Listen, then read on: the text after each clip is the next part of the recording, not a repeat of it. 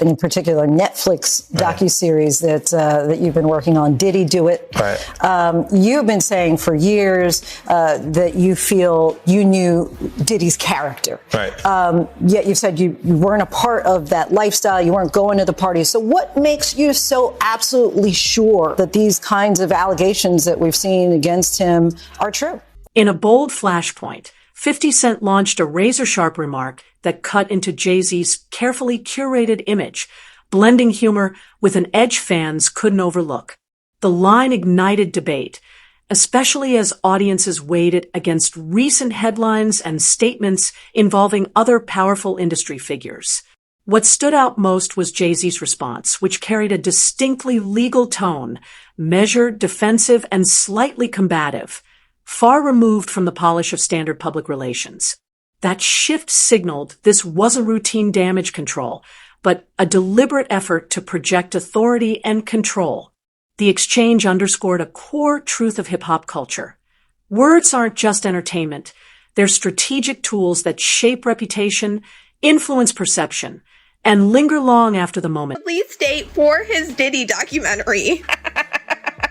Sean Combs' The Reckoning is hitting Netflix on December 2nd. 50 Cent captioned it, "They said I was capping. What happened?" And it's been so long at this point, I thought maybe he was really just joking and this documentary wasn't happening, but obviously I was wrong. Because this is actually official. Not only is 50 Cent just posting this, so he's not trolling, it's being confirmed by multiple media outlets. And I have a feeling right now Diddy is sweating about what 50 Cent is about to put in this documentary. You know, 50 Cent's connection when it came to the Diddy trial. Not only that, we cannot forget during this Diddy trial, it was alleged that Diddy wanted to off 50 Cent. 50 Cent stays trolling Diddy, so I am afraid that he is probably about to drag Diddy for filth in this documentary. It's about to be so bad. This is going to be a documentary that I'm going to watch just because I want to see how 50 Cent actually puts together.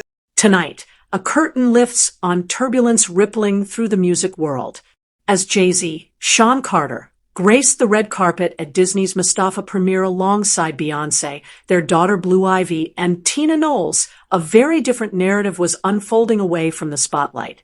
Beneath the glow of cameras and smiles, murmurs of controversy and unresolved questions began to circulate, suggesting the moment wasn't as seamless as it appeared.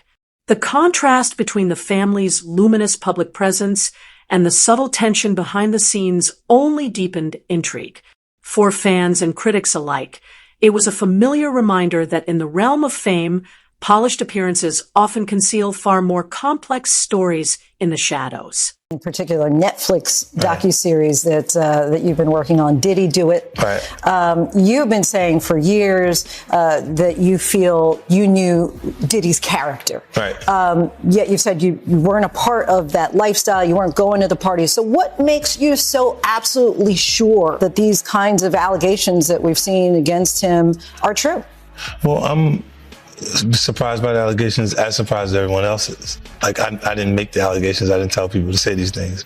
It comes out, I see it in the news like everyone else. But I did feel uncomfortable with the way you represent the idea of going to these projects. To come party with me. Yeah. And then that swayed me away from it. Just that alone. So you didn't realize as much stuff was coming. Like when I seen today, it was allegations of 3 men that said he drugged them and it's a long time, to be honest with you. Like when people don't remember being violated for 20 years, it makes me feel a little hard. What are your thoughts on the allegations against Jay-Z? That was interesting. When I was saying things, not knowing exactly what I was saying, but I was going, where's Jay at? He's mad quiet. Like while the Puffy thing was going on. But it's obvious now that his team was being made aware that he was in those allegations also. You know, so I hope it works out, because with his family, the things that go on internally. A shocking allegation tied to a long-remembered industry afterparty has now thrust him into the center of a legal firestorm, claims he flatly denies, calling them calculated manipulation and pure opportunism. But what's drawing even more scrutiny isn't the accusation alone. It's how closely this dispute overlaps with the high-profile legal battle surrounding Sean Diddy Combs. The timing and intersections have fueled intense speculation, prompting deeper questions about power, protection, and accountability at the highest levels of hip-hop. Taken together, these parallel controversies could reshape how fans and insiders view some of the genre's most influential figures, and potentially shift the balance of influence behind the scenes. This time from a man in Florida. According to ABC News, investigators in L.A. received a report from a police department in Florida where the alleged victim lives, and now they are working on the case. Eyewitness News anchor Mike Marza in the newsroom with the very latest details. Mike. Well, David, here's what we know. The new allegations of sexual assault against Sean Diddy Combs come from a music producer who went to police in Florida, but the alleged crimes happened in Los Angeles. Jonathan Hay is his name. That's the person who filed the complaint, and he's one of the John Does that filed a civil lawsuit against Combs in July. The first alleged incident was in September of 2020 in L.A. Hay alleging that Combs performed sex acts in front of him and asked for oral sex. In a second incident, in 2021, Hay claims that C.J. Wallace, the son of the rapper Notorious B.I.G., took him to a location where two men put something over his head, he says, before Combs forced himself on Hay several times. Combs is currently serving out a sentence in Fort Dix, New Jersey, following his conviction earlier this year on two prostitution-related charges. Combs' representatives have not yet responded to the 50 Cent, never one to dodge controversy, has been especially vocal as the drama surrounding Diddy's trial continues to unfold.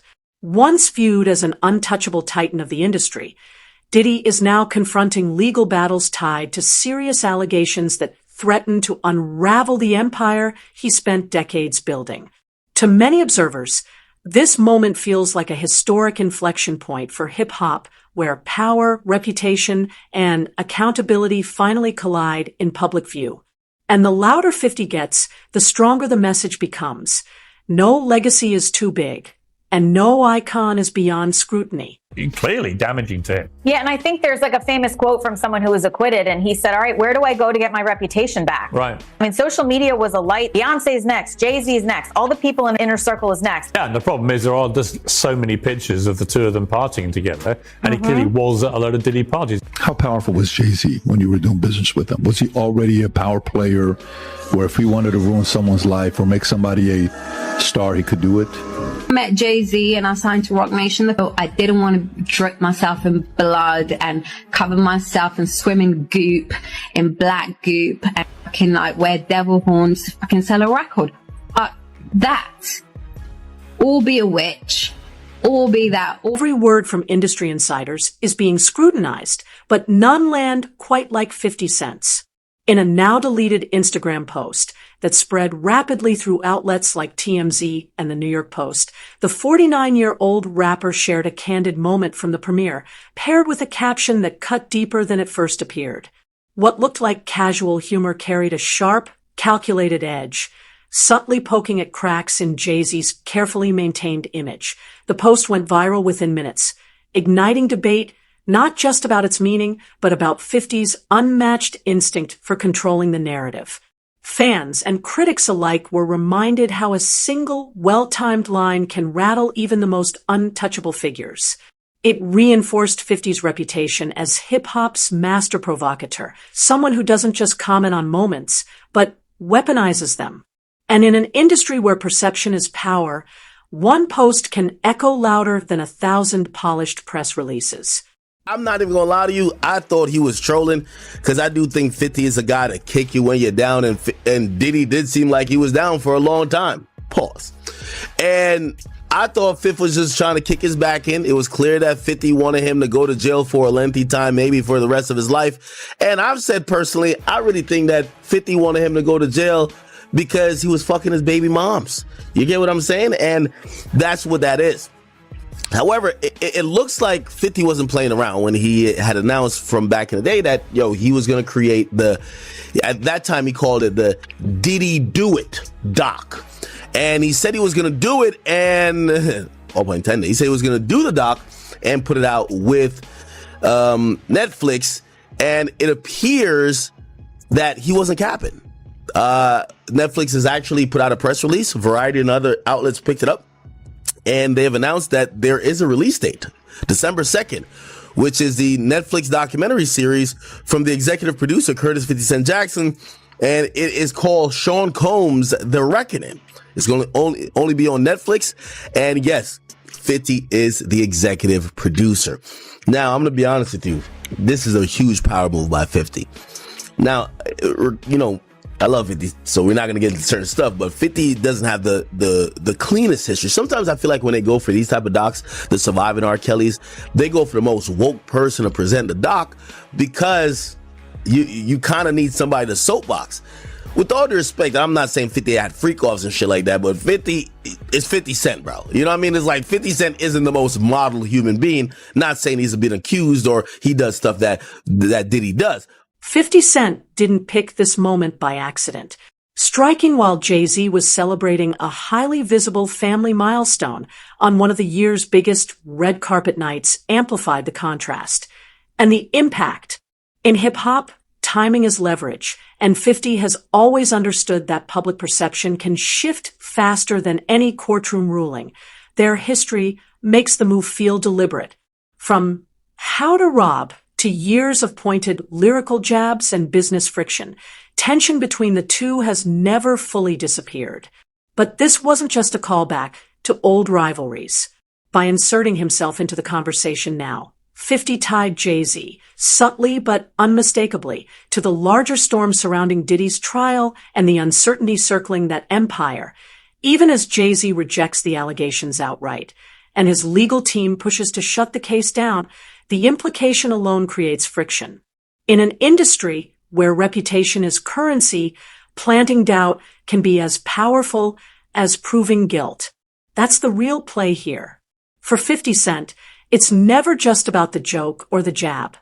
It's about seizing the moment, hijacking the narrative, and forcing everyone else to react.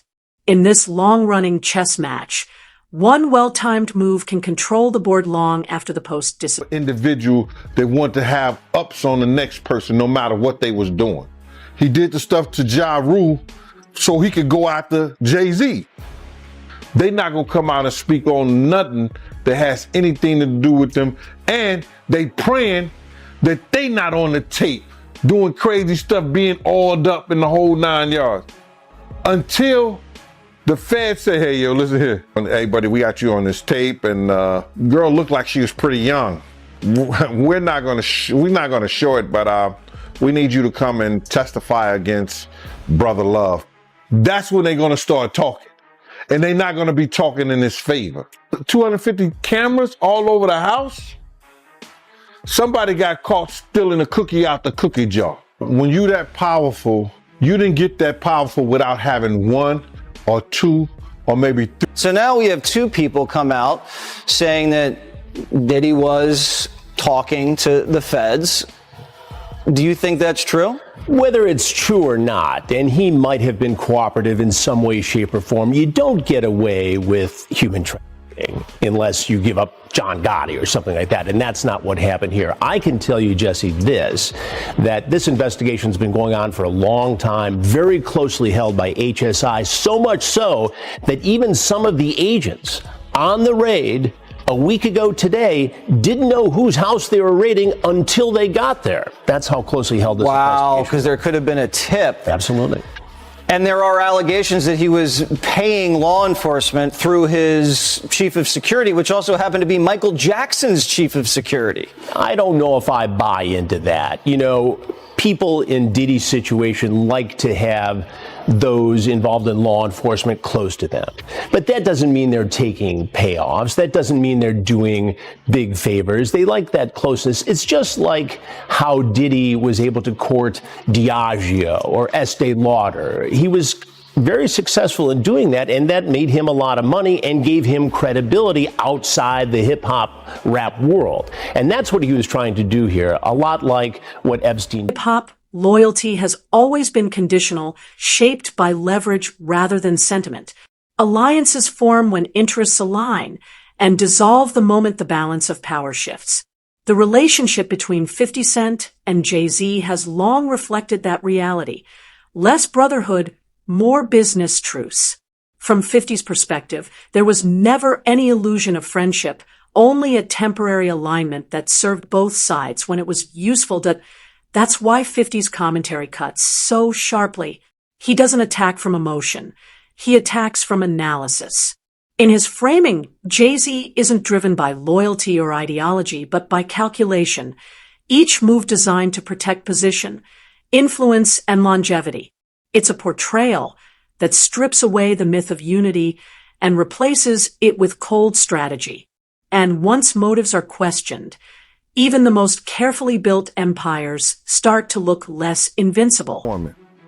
They'll let you do crimes, long as you don't do no and stuff like that.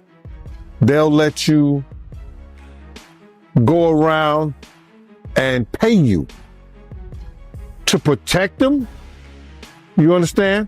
To protect him. We had a lot of people on the payroll when we was doing security. Somebody might have this first 10 hours, that 10 hours, or whatever. He was paying law enforcement. He had a budget for law enforcement. Now, if something goes wrong, those people got friends in certain places. Then plus he tells his handler, yo, can you make this go away for me? I'll give you this and that. Now, that could be a lot of speculations or whatever like that. But why would you have or be working for a FBI agent if you're not an informant? Why? So when you got that kind of money, you could hire people to make a lot of things go away for you. Like you hire lawyers. Those lawyers have police officers and people working for them and investigators. Those investigators were former officers. That single tweet added another layer to the chessboard. On its face, 50's Super Bowl remark sounded playful, almost clueless, the kind of offhand sarcasm he's known for. But anyone familiar with his style understood the subtext immediately. This wasn't about football. It was about power, perception, and who really controls the biggest stages in culture. That be why invoking the Super Bowl, 50 was poking directly at Roc Nation's crown jewel. Jay-Z's involvement in shaping the halftime show has long symbolized his reach beyond music, a stamp of cultural authority that few artists ever achieve. So when 50 casually questioned whether the event itself was still safe, it read less like a joke and more like a warning shot. The implication was clear. No platform, no matter how iconic, is untouchable when narratives start to shift. What made the jab sting even more was its timing. With controversies swirling and public scrutiny intensifying, 50 chose a moment when attention was already locked in. He didn't accuse, didn't explain, didn't elaborate. He simply planted doubt. And in an industry built on optics, doubt is often more damaging than direct confrontation. That's the pattern with 50 Cent. He doesn't kick down the door. He loosens the hinges and lets the pressure do the rest. One line, framed as humor, suddenly forces people to ask uncomfortable questions. Is influence permanent? Is power secure? Or is it only solid until the narrative turns? In hip-hop's highest circles, perception is currency. And with that tweet, 50 reminded everyone that even the biggest stages can feel unstable once the spotlight shifts from celebration to scrutiny. Next, facing more time behind bars. His release date pushed back to June of 2028 instead of May of that same year. The news coming after reports of Combs drinking in prison, something he denies, after he was accepted into a rehab program in prison that could have reduced his sentence by up to a year. He's also been accused of making a prohibited three-way phone call from prison.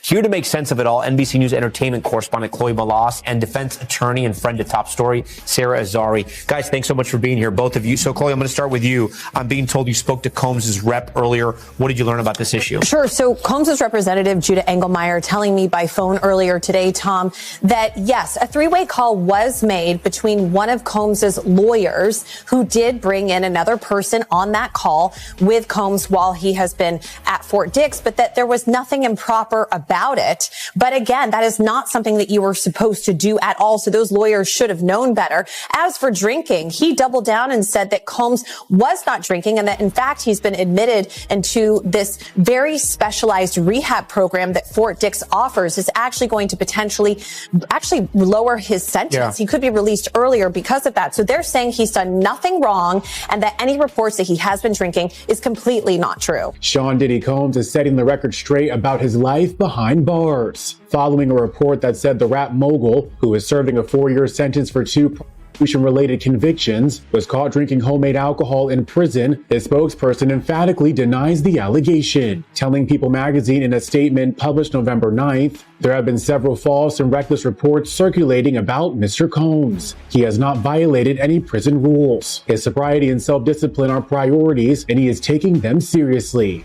The 56-year-old was recently transferred to a low-security correctional facility in New Jersey after spending over a year at the Metropolitan Detention Center in Brooklyn. At the new institution, he was alleged to have created a mixture of Fanta, sugar, and apples, which ferments into alcohol after 2 weeks, TMZ reported. The spokesperson continues, this is only his first week at FCI Fort Dix, and unfortunately, rumors will surface throughout his time there. We ask the public and press to give him the benefit of the doubt, the privacy to focus on his personal growth.